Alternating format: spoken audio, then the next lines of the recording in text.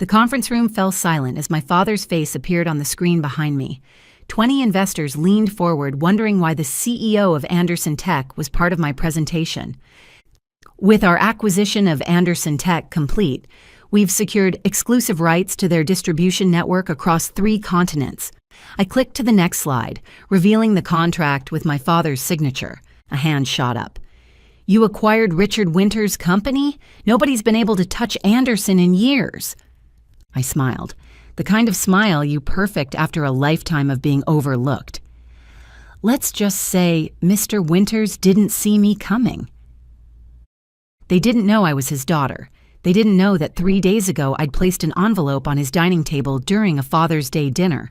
They didn't know his face drained of color as he realized the daughter he'd spent a lifetime dismissing now controlled everything he'd built. But I knew. And for the first time in 28 years, that was enough. My name is Alina, and this is how I became visible. I was 12 when I finally understood what invisibility felt like. It was Father's Day, and I'd spent hours making a card with construction paper, silver glitter, and a poem I'd written myself. My hands shook as I presented it after dinner, hoping this would be the moment my father would look at me the way he looked at my brothers. Richard Winters glanced at the card, muttered thanks, and returned to watching baseball. 5 minutes later, my brother Ryan tossed him a store-bought mug that said, "Number 1, Dad," and our father reacted like he'd been handed gold. "Now this is a Father's Day gift." He held it up, grinning. "This boy knows his old man." I stood there, my card still clutched in my fingers, glitter sticking to my sweaty palms. My mother caught my eye from the kitchen doorway, her face a mask of practiced sympathy. She mouthed, "It's beautiful," and gave me a sad smile before disappearing. That night, I sat on my bed and looked at the card, the careful lettering, the painstaking design. I ripped it into tiny pieces and let them fall into my trash can like confetti for a celebration no one was having. In our house, the hierarchy was clear. Jake, my oldest brother, was the charmer, the smooth-talking future entrepreneur who had Dad wrapped around his finger. Ryan was the athlete, collecting trophies that Dad proudly displayed as if they were his own achievements. And me, I was the afterthought, the awkward, artistic daughter who barely existed in her father's world. At dinner, Dad would lean in eagerly. "Jake, tell me about that business idea you mentioned."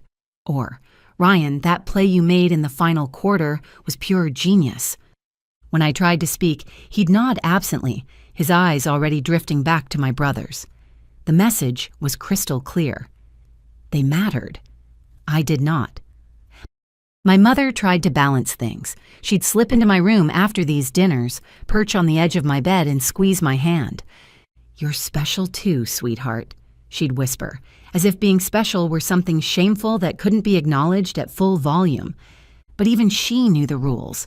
If Ryan wanted the last slice of pizza, he got it. If Jake needed money for a school trip, Dad handed it over without question. When I asked for a new sketchbook, Dad frowned. "What's the point? You'll quit halfway through like everything else." That cut deeper than he'd ever know. I didn't quit things. I was pushed out of them by his indifference. How do you keep pouring your heart into something when the person whose approval you crave most doesn't even bother to look? By 16, I'd developed a strategy. At family gatherings, I'd become the quiet helper, setting tables, cleaning dishes, making myself useful but never demanding attention.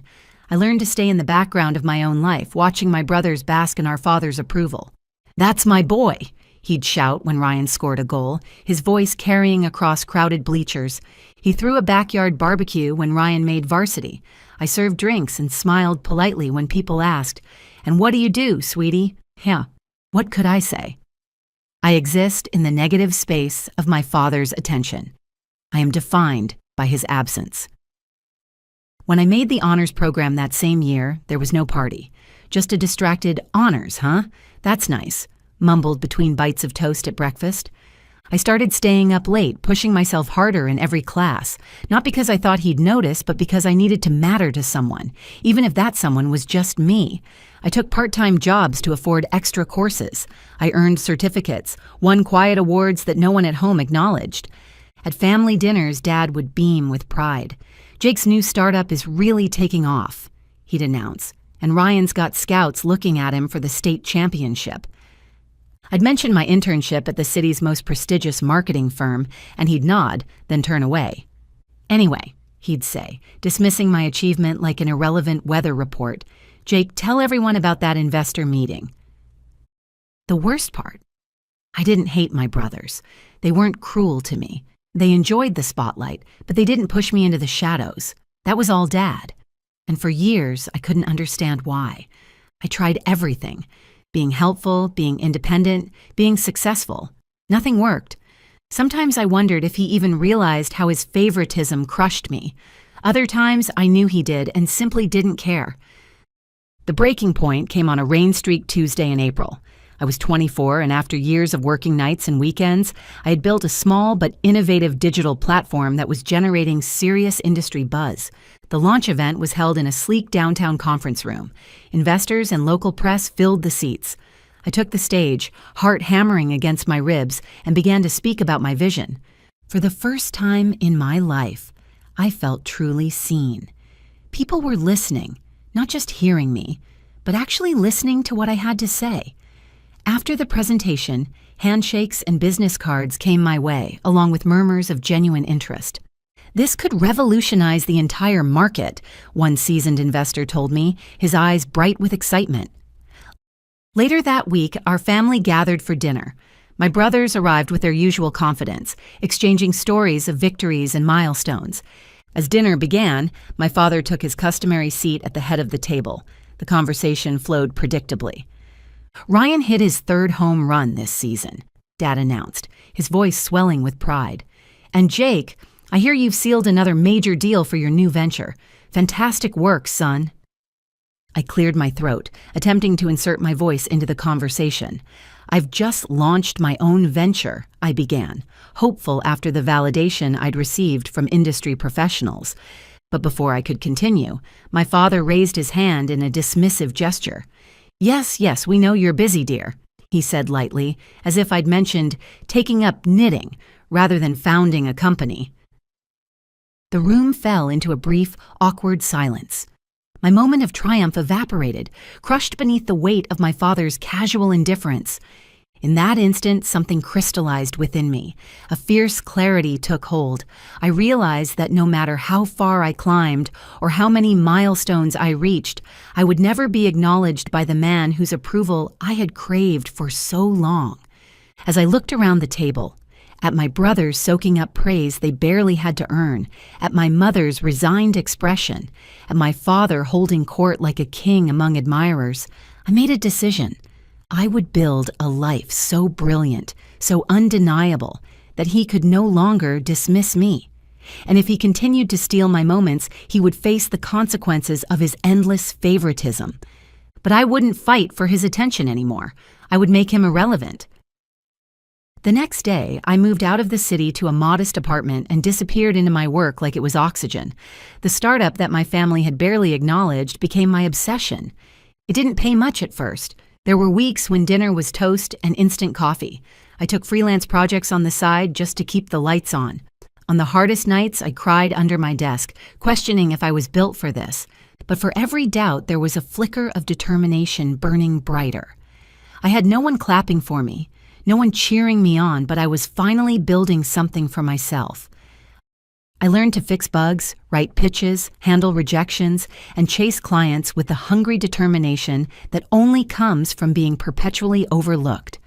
Some nights, I'd see social media posts of Jake at business conferences with Dad proudly at his side, or Ryan holding another trophy with captions about making the family proud. The familiar sting would return, but I didn't let it stop me. I'd take a deep breath, close the app, and get back to work. My success wouldn't come from applause, it would come from perseverance. And slowly, it did. After a year of 80-hour weeks and countless rejections, my company started gaining traction. Our user base grew steadily. A niche investor saw potential in what we were doing and provided seed money.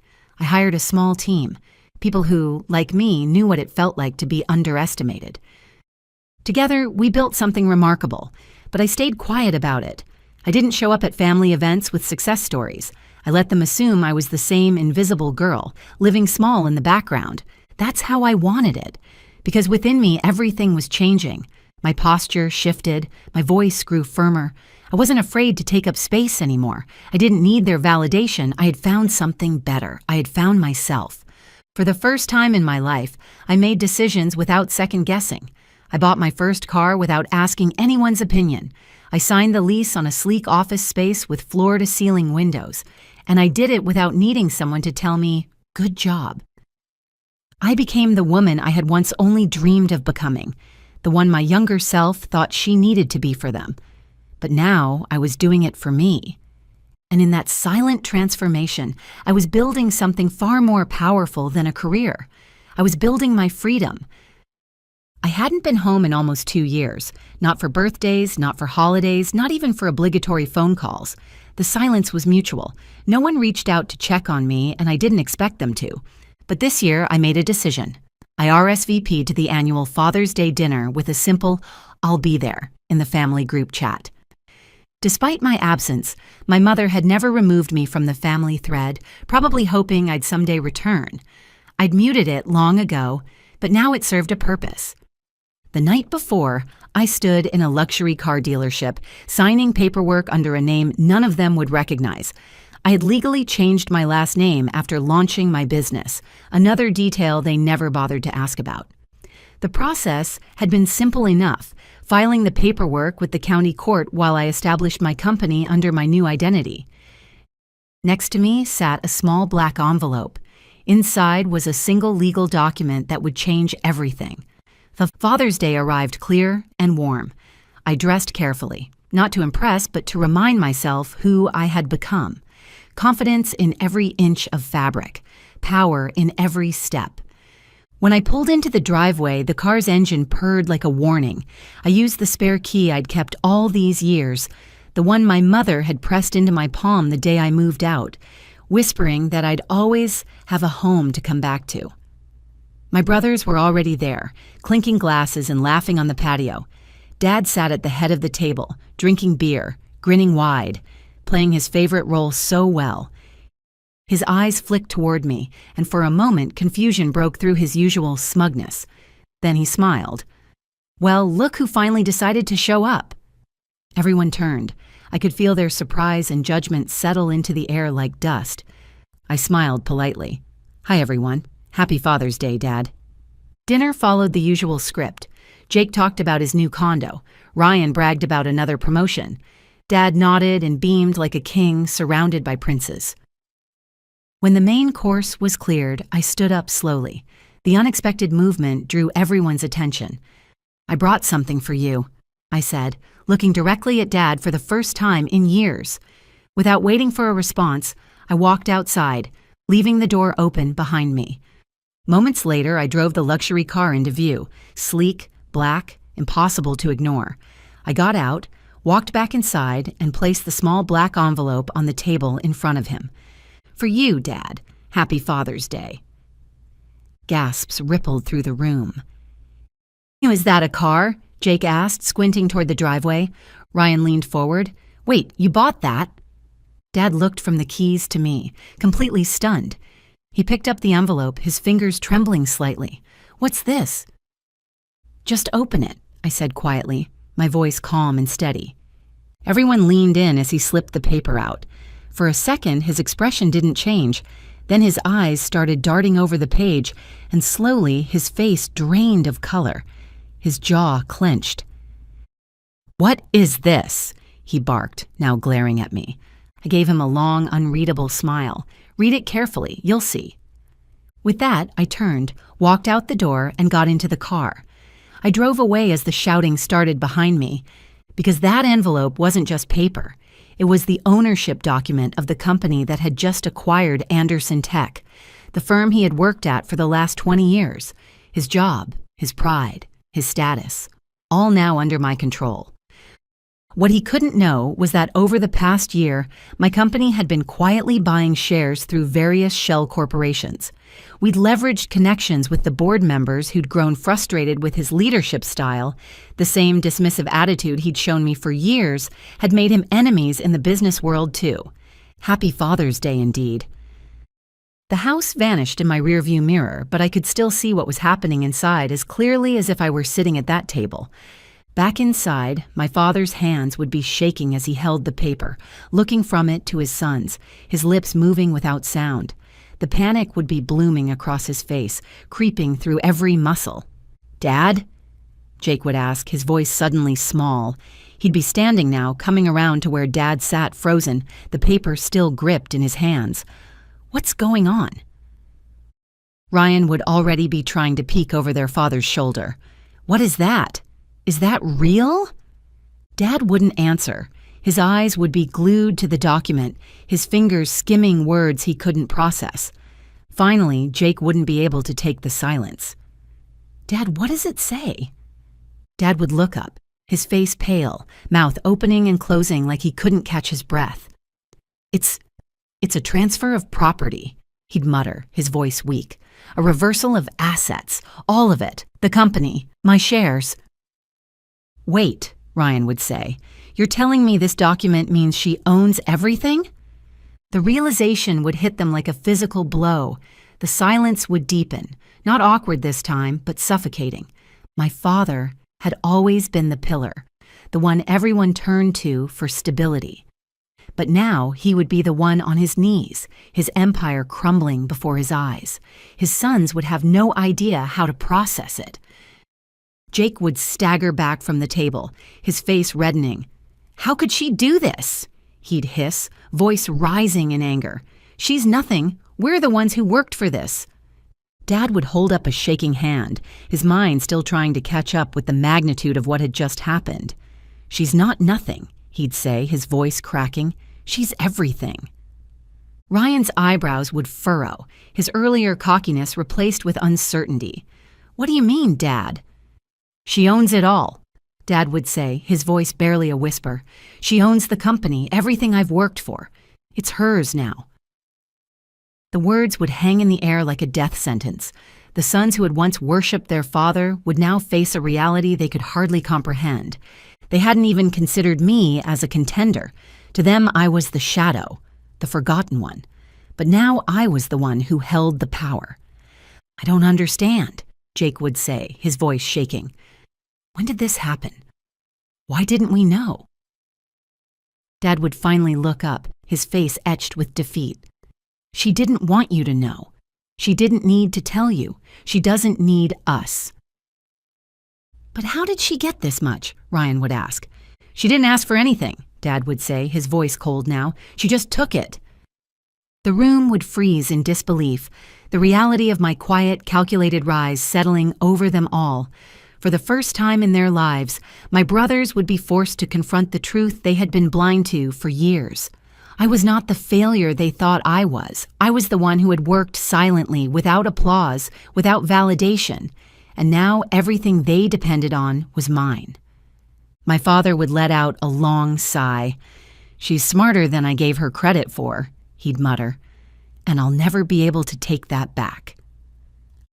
I didn't look back as I drove away. The weight that had been holding me down for so long, the constant need to prove myself, the hunger for approval that would never come, finally lifted. I had made it, not because they'd recognized me, but because I had recognized myself.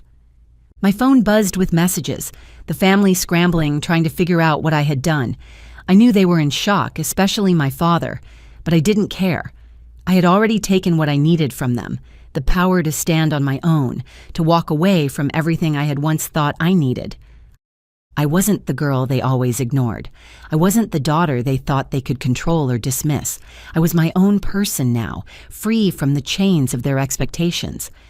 As the evening deepened into night, I knew they were probably still sitting there, staring at that paper, trying to comprehend its magnitude. My father, who had always dismissed my efforts, would now understand what I was capable of. But it would be too late. All those years of neglect had finally caught up with him. The house would never be the same.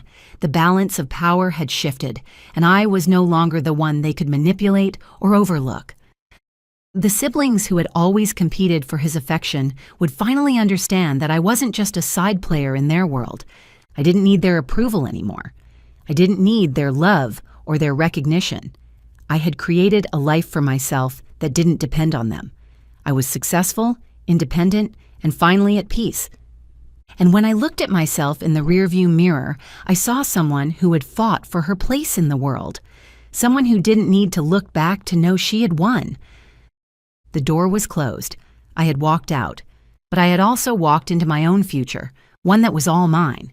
If you've ever felt invisible in your own family, if you've ever wondered why your achievements weren't enough while others seemed to win praise for simply showing up, I see you.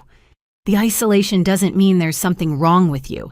It means there's something broken in how they see. I'm not saying everyone should acquire their father's company as revenge, but sometimes the greatest achievement isn't proving yourself to others. It's recognizing your own worth when no one else will. Build your life not for their applause, but for your peace. The moment you stop needing their validation is the moment you truly become unstoppable. And trust me, they'll notice. Not because you demanded their attention, but because you no longer need it. The certificate in my hand felt insubstantial as tissue paper. The regional business competition award I'd been excited to share now seemed childish. "Useless girl, you were never the bright one," my father's voice carried across the living room, slicing through conversation like a blade. My relatives froze, wine glasses suspended, eyes darting anywhere but at me. The pride I'd felt evaporated, replaced by a familiar hollowness. The floor seemed to tilt beneath my feet as I stood there, exposed. "My name is Olivia Reed. I'm 31 and the founder of a tech startup. This is the story of how I forced my family to finally see me." Growing up in Columbus in the shadow of my brother Nathan had been an exercise in invisibility.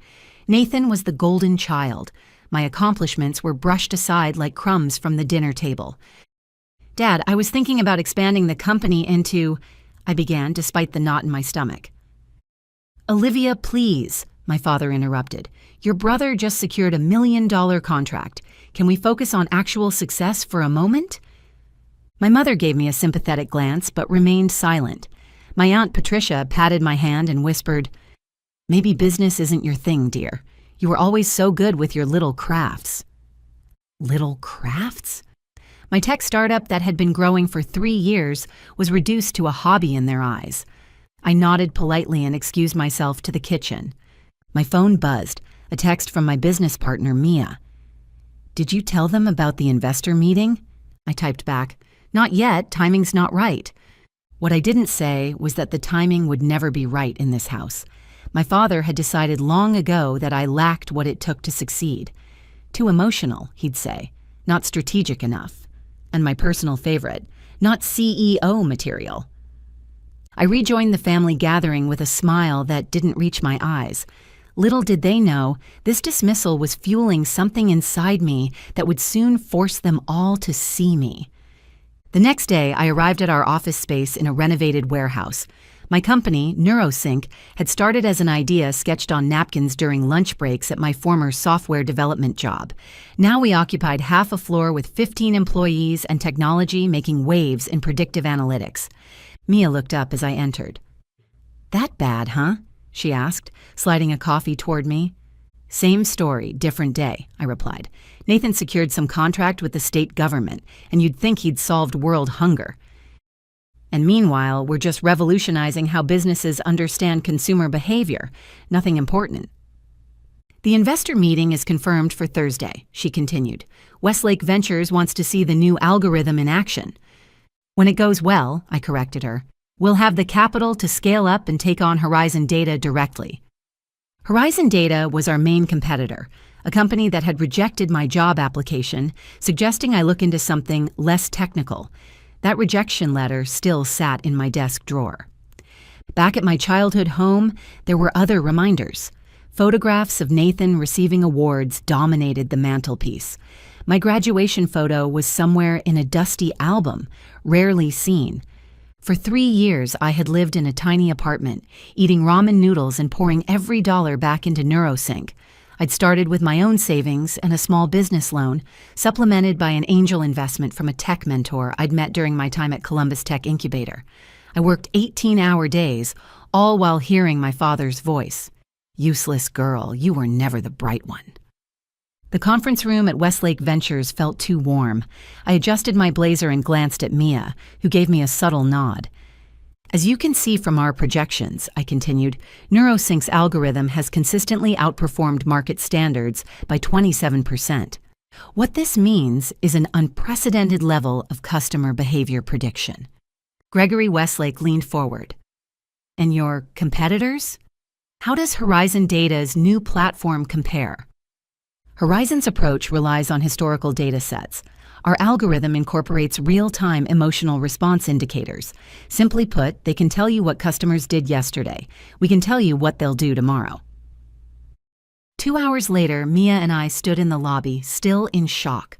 Westlake had not only agreed to invest, they wanted to lead a funding round that would value NeuroSync at $90 million. My phone rang. It was my mother, reminding me about my father's retirement party. "Maybe you can bring those cookies you used to make. Everyone always liked those." The contrast was almost comical. In one moment, I was negotiating a multi-million-dollar deal. In the next, I was being asked to bring cookies to celebrate someone else's success. The week that followed was intense. Days blurred into nights as lawyers drafted agreements and press releases were carefully worded. Thursday morning, Mia burst into my office with a tablet. "Forbes, Business Insider, The Wall Street Journal. They're all running the story." My face stared back at me from the Forbes website. The headline read, "Disruptor Alert, Olivia Reed named youngest female CEO in tech after landmark investment deal." My stomach dropped. The announcement wasn't supposed to go public until after I'd had a chance to tell my family in person.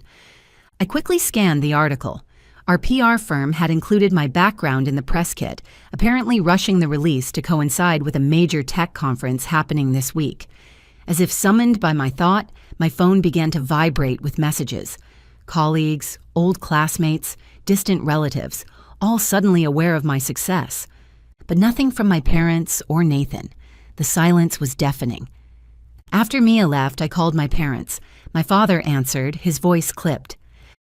"I suppose you think we'd be impressed," he interrupted, "making a show in the business pages." "Dad, I built this company from nothing. No connections, no family support, not even a word of encouragement." "Now you've got your name in some articles. We'll see how long it lasts before reality sets in." The reality is that I'm now the CEO of a $90 million company that's changing the industry. This tech bubble you're riding will burst. Nathan's built something solid, something real. I closed my eyes, suddenly tired of the same old narrative. Sunday arrived warm and clear, a perfect day for an outdoor retirement celebration. I sat in my car outside my parents' home, watching guests arrive. People who had witnessed my relegation to the background over the years. With a deep breath, I stepped out of my new Jaguar F-Type, a congratulatory gift to myself that I'd purchased with a small advance from the investment deal that had closed just yesterday. The sleek vehicle was not subtle, nor was it meant to be. As I retrieved a small, elegantly wrapped package, I felt eyes turning in my direction. Cousin Drew stopped mid-conversation, his mouth slightly open. "Is that Olivia?" I handed him the keys. "Mind parking it for me? The driveway is getting crowded."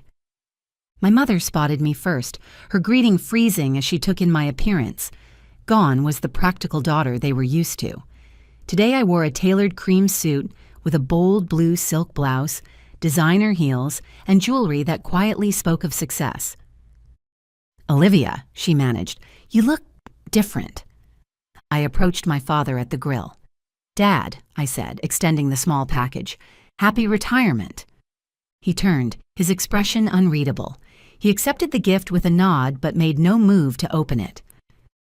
"You didn't need to bring anything," he said stiffly. "I wanted to," I replied, maintaining eye contact. As I walked away, I heard one of his friends say, "Bob, isn't that your daughter who's been in the news? The CEO?" Nathan and his wife Jennifer watched me approach with poorly concealed surprise. "Quite an entrance, sis," Nathan said. "Nice car." Jennifer cut in. "We read about your company. It's very impressive. Why didn't you tell anyone what you were working on all these years?" "I did," I answered simply. "Many times. No one was interested in listening." Nathan shifted uncomfortably, clearly remembering the family dinners where my attempts to discuss my business were brushed aside. "Well, we're all certainly interested now," Jennifer continued. "Everyone's talking about that valuation, $90 million. I noticed heads turning at nearby tables when she said the figure. Whispers spread like ripples in a pond. "Thank you," I said. "It's been a long road, but the technology is revolutionary." Nathan cleared his throat. "I'd love to hear more about it sometime. My company might even be interested in implementing something like that." The irony wasn't lost on me. 3 years ago, I'd approached Nathan about a potential partnership. He had declined, suggesting I focus on something more established first. "I'll have my assistant reach out," I replied, the polite corporate response coming easily now. As the afternoon progressed, the dynamic shifted palpably. Relatives who had previously gravitated toward Nathan now sought me out, asking about NeuroSync, about what it was like to be featured in Forbes, about my secrets to success. My father remained by the grill, watching this transformation of his usually overlooked daughter with an unreadable expression. He had still not opened my gift, a custom-engraved watch bearing the inscription, "To New Beginnings. Love, Olivia." Eventually, my father tapped his glass for attention. He began with anecdotes from his years as an engineer, then turned to family acknowledgments. And of course, I'm proud of my children. Nathan, who's making his mark at Hamilton Financial, recently promoted to vice president. A polite round of applause followed. "And Olivia," my father continued, his voice faltering slightly, "who apparently has been quietly building something none of us fully understood." The yard was silent now, the tension palpable. "I always said she was the emotional one," he added with a small laugh. "It seems I may have underestimated how far that emotional intelligence could take her." It wasn't an apology, not even close, but it was the first public acknowledgement from my father that he might have been wrong about me. As glasses were raised, I saw something new in many eyes: respect. As the night progressed, I found a moment alone with my father. He stood at the edge of the yard, nursing a whiskey. "You haven't opened your gift," I said. He looked at me, really looked at me, perhaps for the first time in years. I wanted to wait until it was quieter. "So," he said finally, "CEO?" "Yes." "Of a $90 million company?" "Yes." "And the youngest woman to do it, according to those articles?" "That's what they say." A long pause followed. "I don't understand it," he admitted. "This tech stuff. In my day, business was straightforward." "You don't need to understand the technology, Dad. Just understand that I built something valuable, something lasting." He nodded slowly, then gestured toward the front of the house. "That car? That's quite a statement." "It wasn't meant to be a statement. It was meant to be a reward for years of hard work."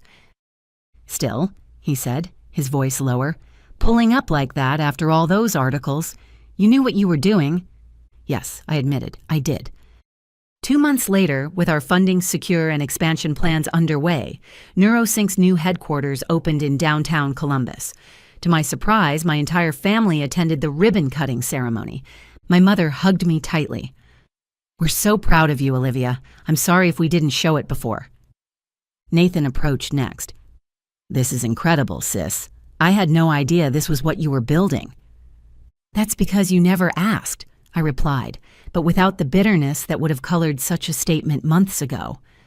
My father stood near the entrance, taking in the sleek architecture.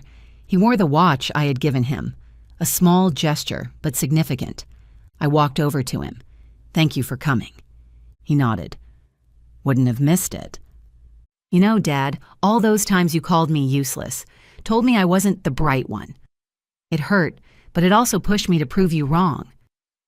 He looked at me, his expression a complex mix of pride and regret. You certainly did that." "Yes," I agreed. "I did." And in that moment, standing in the building that bore my company's name, surrounded by the empire I had built, I finally felt free of the need for his approval. I was Olivia Reed, CEO, visionary, and architect of my own success, and no one would ever call me useless again. The metal taste in my mouth intensified as my father's words cut through the silence of our living room. "Layla gets the chair. She's our guest," he said, not even looking at me as he gestured for his girlfriend's daughter to take my seat. It was the custom recliner I'd received for my birthday last year. I stood frozen, my fingers still gripping the armrest of my chair.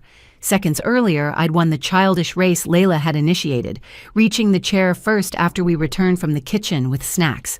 Now my victory meant nothing. My father's eyes were fixed on Robin, his girlfriend of barely a year, seeking her approval as she stretched across our couch. Layla smirked as she settled into my chair, the smugness on her 12-year-old face making my skin burn. "My name is Olivia, I'm 15, and this is the story of how I learned that sometimes walking away is the most powerful revenge." The chair incident wasn't the first time.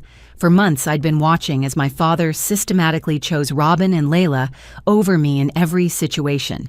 They technically had their own apartment, but somehow were always at our house, my house, the one where I split time with my dad after my parents' divorce. The betrayals had started small. Robin would accidentally use my bathroom products. Layla would borrow my books without asking. But things escalated quickly. I still remember the shock of waking up one night to find Layla in my bed. I'd kicked her out immediately, only to be lectured the next morning about how I needed to share, because I had a full-size bed while Layla was sleeping on the pull-out couch her mother had brought. My father's expression as he scolded me was becoming all too familiar, stern, but with that pleading look that said, "Please don't make this difficult for me." Each time I visited another piece of my space, my belongings or my time with my father was sacrificed at the altar of his new relationship, but it was the blanket that broke me. My mother had surprised me with it after a particularly difficult week at school. A soft plush throw with my favorite hockey team's logo emblazoned across it. Something so simple shouldn't have meant so much, but it did. It represented the small ways my mother noticed me, even when I didn't say anything. I'd brought it to my dad's house, excited to use it during our movie night, something we'd done together since I was little. I'd wrapped myself in it while waiting for him to join me, but he wasn't alone when he came to the living room. Robin and Layla trailed behind him, Robin already discussing what movie they should watch. "Oh, is that new?" Robin asked, eyeing my blanket. Before I could answer, Layla was already reaching for it. "Cool. I love this team too." I pulled it closer. "My mom just got it for me." My father's face tightened. "Olivia, you need to share. It's not fair that you got something new and Layla didn't." "But it's mine," I said, hating how childish I sounded. "Don't be selfish," he responded, his voice carrying that edge that meant the discussion was over. I handed over half the blanket, watching as Layla spread it across her lap, covering more of herself than she left for me. Throughout the movie, she kept pulling it further onto her side until I was left with just a corner. My father noticed, but said nothing. That became the pattern. Everything I owned was communal property, but Layla's belongings were sacrosanct. One afternoon, she was reading one of my favorite books, the signed copy my grandmother had given me before she passed away. Robin and my dad got into an argument, and suddenly they were leaving. Layla tried to take my book with her. "No," I said firmly. "That's special to me. You can finish it next time." My father erupted. "Just let her take it. Why do you have to make everything difficult?" They eventually made up that night, so Layla returned the book, but the message was clear. My belongings, my boundaries, and my feelings were negotiable. The final betrayal came on a day I'd been looking forward to for weeks. My father and I had planned our annual ice fishing trip, a tradition we'd maintained since I was 7. It was one of the few times I felt connected to him, standing on the frozen lake in comfortable silence, just the two of us against the cold. When I arrived at his house that morning, bundled in my warmest clothes and vibrating with excitement, I found Robin and Layla in the kitchen, also dressed for cold weather. "Ready for our adventure?" Robin asked cheerfully. I looked at my father, confusion evident on my face. He avoided my eyes. Dad? I asked, my voice smaller than I wanted it to be. I thought this was our thing. He sighed that way adults do when they think you're being difficult. Sometimes we need to compromise, Olivia. Robin and Layla wanted to experience it too. The entire trip was ruined. Robin complained about the cold every 5 minutes. Layla kept saying the fish were gross and asking when we could leave. After less than 2 hours compared to our usual 6-hour expeditions, my father packed everything up and announced we were heading home. Sometimes you have to compromise, he repeated as we drove back, as if that explained everything. I sat in silence watching the snowy landscape blur past the window, realizing that compromise in my father's vocabulary meant I was the only one expected to give anything up. When I got home, my mother noticed my mood immediately. After I explained what happened, anger flashed across her face. She called my father, and I could hear their heated exchange from my bedroom. Later, he called me, repeating his line about compromise, and adding that I needed to adjust to not being an only child anymore. That night, I made my decision. I was supposed to go back to his house in 3 days, but what was the point? I never spent time with just him anymore. Every visit was the Robin and Layla show, with my father as their eager audience and me as the inconvenient extra. When I told my mother I didn't want to go, she studied my face carefully. Are you sure? I nodded. It's your choice, she said simply. My father didn't take it well. He called, insisting I was just used to being spoiled and that I couldn't run away whenever there was a problem.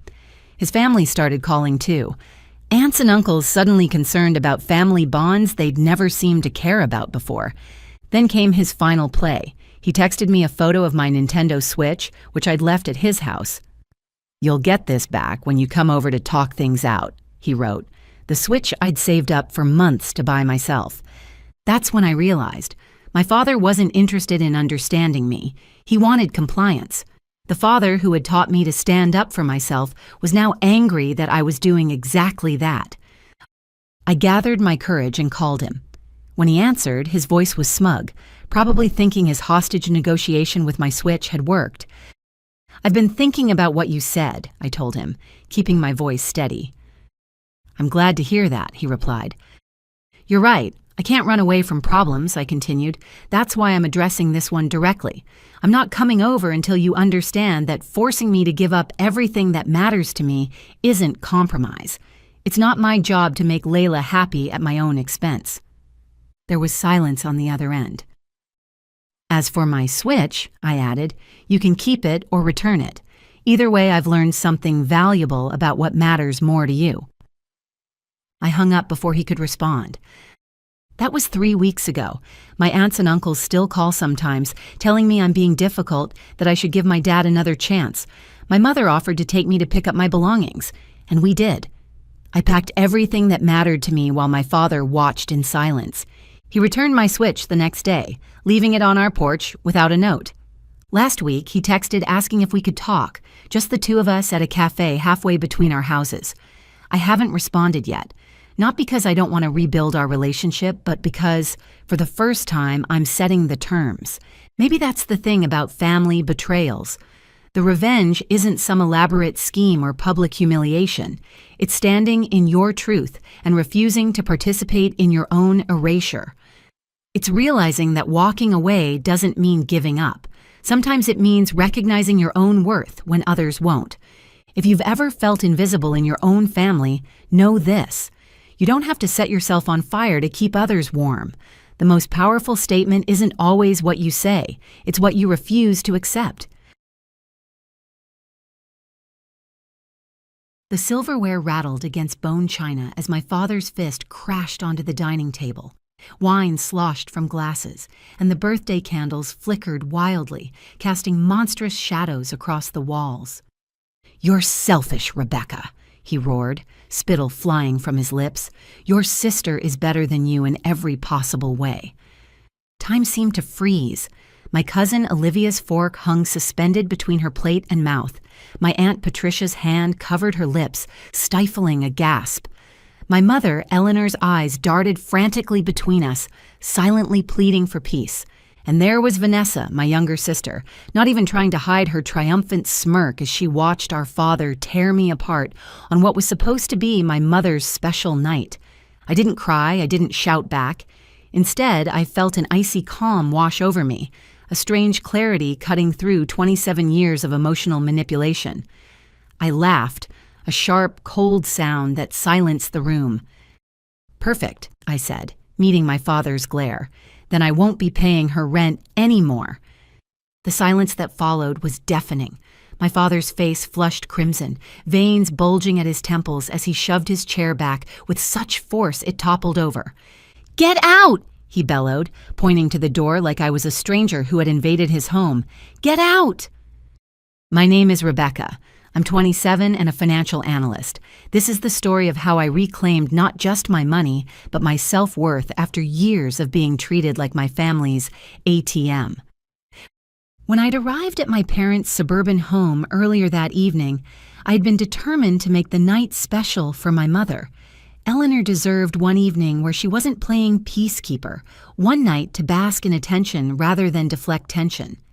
The aroma of her signature rosemary chicken filled the air, a scent that once meant home, but now just twisted my stomach with anxiety. Still, I'd plastered on a smile, clutching the small gift box containing the pearl earrings she'd admired months ago, but would never buy for herself. "Becca," she'd whispered at the door, enfolding me in a hug that smelled of lavender hand cream and worry. "I'm so glad you came." For 15 blissful minutes, everything seemed normal. The table gleamed under candlelight, crystal glasses catching and fracturing the light. My relatives chatted amicably. My mother glowed as she accepted small gifts and warm wishes. But peace in our family was always temporary, a visitor that never stayed long enough. As we began to eat, my father William did what he always did, redirected all attention to Vanessa. His voice swelled with pride as he described her college achievements. "She's thriving," he boasted, gesturing with his fork like a conductor's baton. "Straight A's while juggling work, perfect in every way." I forced a smile and concentrated on cutting my chicken into unnecessarily precise pieces. Vanessa lowered her eyes in mock humility, but I caught the corner of her mouth twitching upward. Everyone else sat in uncomfortable silence, allowing my father to dominate the conversation like his words were gospel. My mother glanced at me apologetically, but that soft look couldn't erase the sting. I sipped my wine, trying to drown out his endless praise. "She's got potential," he continued. "She'll be someone great." Everything a father could want. It wasn't Vanessa I resented. It was my invisibility beside her. Every family gathering, regardless of whose celebration it was supposed to be, inevitably became the Vanessa show, even on Mom's birthday. I swallowed hard, determined not to ruin the night, but then my father turned his sharp, expectant gaze on me. "Rebecca," he said, his tone dripping with accusation, "are you helping your sister enough?" My fork froze halfway to my mouth. Helping her enough. I had been paying her entire rent for 8 months, covering groceries, her phone bill, even sending extra money when she overspent. Before I could respond, my father turned to Vanessa like a prosecutor prompting his star witness. "Does she help you?" he pressed. Vanessa tilted her head, pausing just long enough to ensure all eyes were on her. Then she smiled, saccharine sweet, but I could see the calculation behind her eyes. "She does," she admitted carefully, "but there's something I've been meaning to ask." My stomach knotted instantly. I already knew what was coming. My father leaned forward eagerly as though she were about to request a crown. "Go on, Vanessa." Her gaze locked with mine, her voice dripping with rehearsed innocence. "I need a car, Becca. It would make school and work so much easier." The room went silent. Forks clinked softly against plates as everyone turned to stare at me. The weight of their expectation pressed against my chest, making it hard to breathe. "A car?" I repeated, setting down my fork with deliberate calm. She nodded eagerly. "Something reliable, just to keep up with everything." I turned to my father, disbelief etched across my face. "If she needs a car, why don't you buy it?" The air thickened instantly. My father's jaw clenched, his eyes narrowing dangerously. "You mean to tell me you can't do this one thing for your sister?" he hissed. My pulse quickened, but I kept my voice steady. "I'm already paying her rent. If she wants a car, that's her responsibility. Or yours." That's when he snapped, his voice rising with each word. "Vanessa has potential. She's going places, and she needs support. I've poured everything into her future because she deserves it. And you can't even do this one thing." The table sank into uncomfortable silence. My cousins stared at their plates, shifting uncomfortably. My aunts exchanged worried glances. My mother's knuckles whitened around her napkin. And then my father delivered the final blow. "She's better than you, Rebecca. Always has been, always will be." That's when I laughed, that cold, unfamiliar sound, and told him I wouldn't be paying Vanessa's rent anymore. That's when the chair scraped back and he ordered me out of his house. That's when I finally saw the truth. After his outburst, I didn't storm out dramatically. Instead, I walked calmly upstairs to my old bedroom, the shrine to my teenage years preserved in amber since I'd moved out. I shut the door against the chaos of voices spilling from below. My mother pleading with my father to calm down, my father's continued ranting, and most telling of all, Vanessa's silence. I sat on the edge of my childhood bed, anger burning through me like acid. This wasn't new. My father had belittled me before, had always elevated Vanessa at my expense, but doing it on my mother's birthday in front of our entire family? That was the final insult. I wasn't going to beg for respect anymore. I wasn't going to remain their silent ATM, their scapegoat, their afterthought. Downstairs, strained conversation resumed. Plates clinked and glasses knocked together as if nothing had just exploded. That was my family's specialty. Bury the damage, polish the surface, let Vanessa remain in the spotlight. But I was finished playing their game.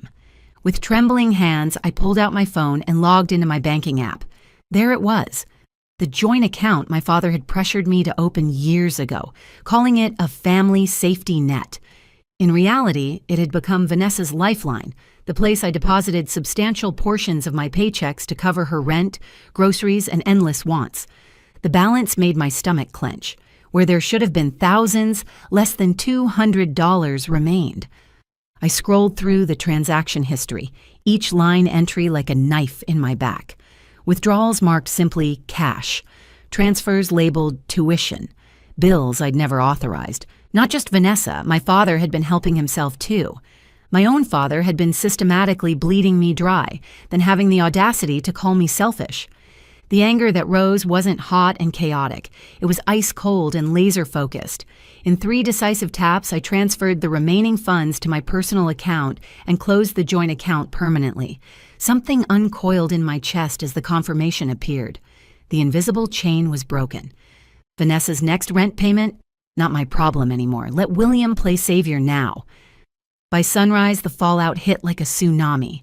My phone buzzed relentlessly, Vanessa's name flashing first. Against my better judgment, I answered. "Rebecca, what the hell?" she shrieked, voice cracking with panic. "You drained the account." "I can't pay my rent now." I leaned back against my headboard, surprising myself with how calm I felt. "Dad says you're better than me in every way. Prove it. Figure it out." "You're ruining my life," she screamed. "No," I replied evenly. "You and Dad did that." I ended the call, her outrage still buzzing in my ear. 20 minutes later came a soft knock at my apartment door. My mother stood there wrapped in her faded robe, her face lined with exhaustion. "Can we talk?" she asked softly. I stepped aside and she sank onto my sofa, rubbing her temples. "Your father didn't mean it last night," she whispered. "He just gets passionate when it comes to Vanessa." I laughed, the sound bitter and sharp. Passionate? He humiliated me in front of everyone. He told me to get out of the house. Her shoulders slumped. "You know how he is." "Just fix this, Rebecca, for the family." "Fix what?" I snapped. "I've been paying Vanessa's bills for years while he treats me like garbage. I'm done." Her eyes widened, panic flickering across her face. "Rebecca, don't do anything rash." I didn't respond. She left quietly, the soft click of my door sealing me back in silence. The rest of the day brought a barrage of increasingly desperate messages from Vanessa. "Becca, I need the rent money. What's wrong with you? Answer me." I finally typed back, "Ask Dad. He says you're better than me, so he's got you." Then I muted her number. By evening, it was my father's turn. His voice on the phone was clipped, barely containing his fury. "You closed the account." "It was my money," I replied flatly. "You and Vanessa have drained me long enough." "You're leaving your sister homeless." "She's better than me, remember? She'll survive." Silence. Then the line went dead.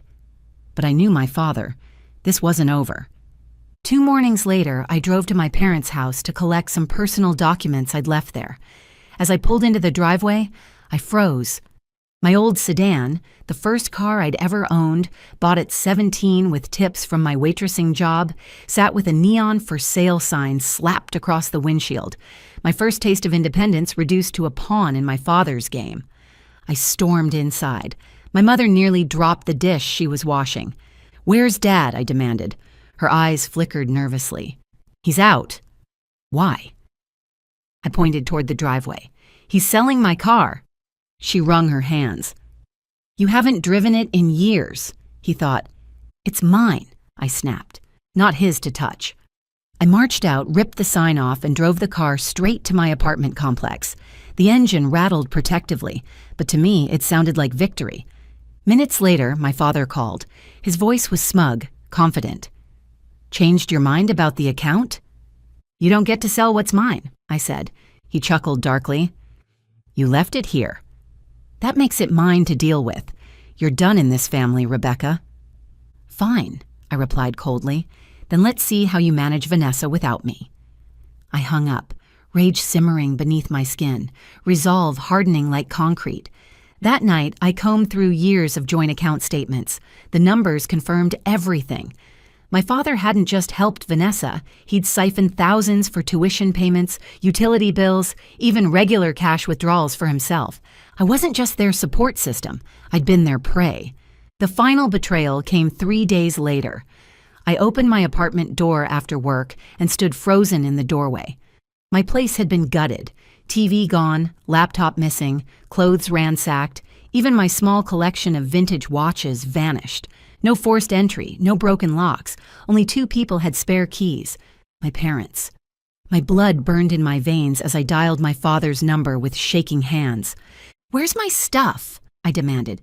He sounded almost amused. "What are you talking about?" "You robbed me. For Vanessa." "Family comes first," he said simply, not even bothering to deny it. "You'd understand if you weren't so selfish."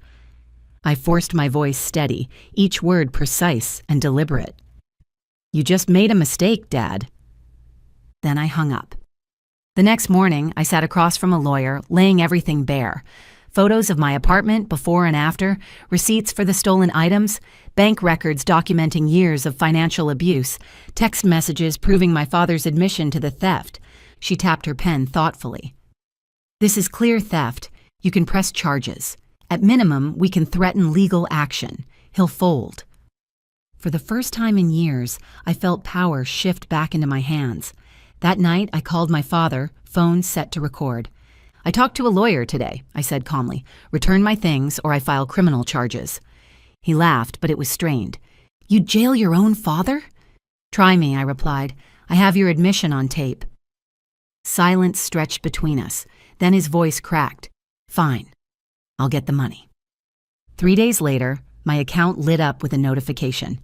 Every cent returned via wire transfer. No excuse, no apology, just compliance. I'd won, but I was done. I sold my apartment, accepted a job offer in another state, and packed what little I had left. My new place was small but quiet. No manipulative calls, no guilt trips, no financial hemorrhaging, just freedom. 6 months of blessed silence passed until my mother's number flashed on my phone again. "Rebecca, it's Vanessa," she said without preamble. "She's pregnant." The father left. "She has nothing. We need you." I leaned back in my chair, a bitter laugh escaping my lips. "She's better than me, right? She'll figure it out. I hung up. Weeks later, Vanessa emailed me directly. I'm sorry, Becca. Single motherhood is harder than I imagined. Dad's broke. Please help us. I marked the message as spam and closed my laptop. They had drained me financially, mocked me openly, stolen from me brazenly. Now they could learn how to survive without me. I exhaled, feeling lighter than I had in years. I wasn't Rebecca the wallet anymore. I wasn't the invisible daughter. I was Rebecca, free, untethered, and finally whole. So tell me, was I wrong to cut them off, to fight back? Or was this the only way I could reclaim my life? And if this story resonated with you, the next one will leave you speechless. Subscribe now so you don't miss it. Hit that like button and share it with someone who needs to hear it too. Before you go, here's a quick bonus for sticking around. If you love learning and growing like I do, you need to try audiobooks. I've got an exclusive deal with Audible. Your first month is completely free. That's access to over 500,000 titles, zero cost to you. All the details are waiting in the description. Don't miss this one.